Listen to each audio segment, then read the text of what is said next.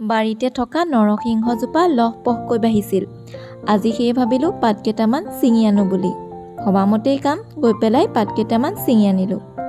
তাৰপিছত ঠাৰিৰ পৰা পাতকেইটা এনেদৰে আঁতৰাই ল'লোঁ।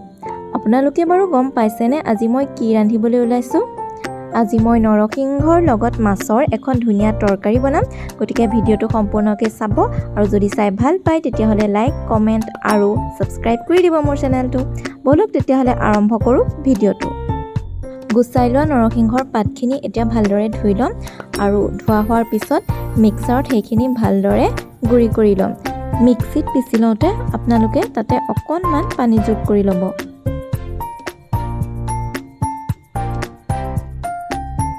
এয়া মিক্সিত ধুনীয়াকৈ পিচ খালে পাতখিনি।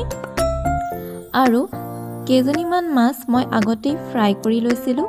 এতিয়া খুন্দনা এটাত কেইফুটামান নহৰু, আদা আৰু জলকীয়া 3টা লৈ ভালদৰে পেষ্ট বনাই ল'লোঁ।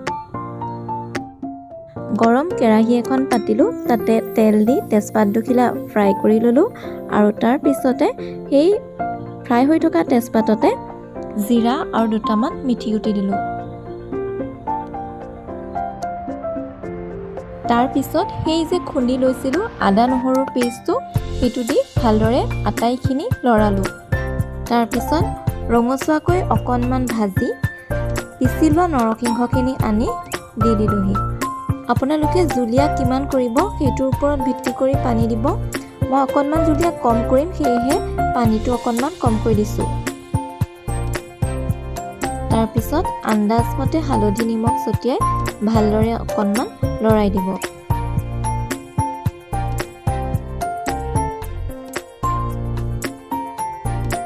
তাৰপিছত ফ্ৰাই কৰি লৈছিলোঁ যে মাছখিনি, তাৰে এজনী এজনীকৈ আনি নৰসিংহৰ জোলখিনিৰ ওপৰত এনেদৰে দি দিছোঁ, আৰু ভালদৰে লৰাই দিছোঁ যাতে নৰসিংহৰ জোলকণ মাছৰ লগত মিহলি হৈ যাব পাৰে। সঁচাকৈ তৃপ্তিদায়ক ৰেচিপি হয়, খাবলৈ বৰ ভাল লাগে।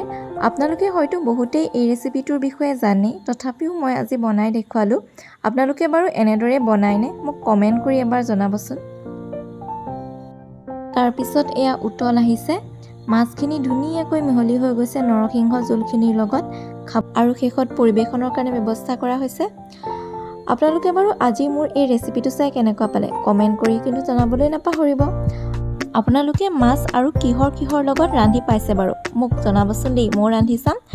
গতিকে আজি ভিডিঅ'টো ইমানেই আছিল। আপোনালোকে কেনেকুৱা পালে মোক জনাব। পুনৰ লগ পাম নতুন এটা ভিডিঅ'ৰ সৈতে। আজিলৈ আহিছোঁ তেতিয়াহ'লে, ধন্যবাদ।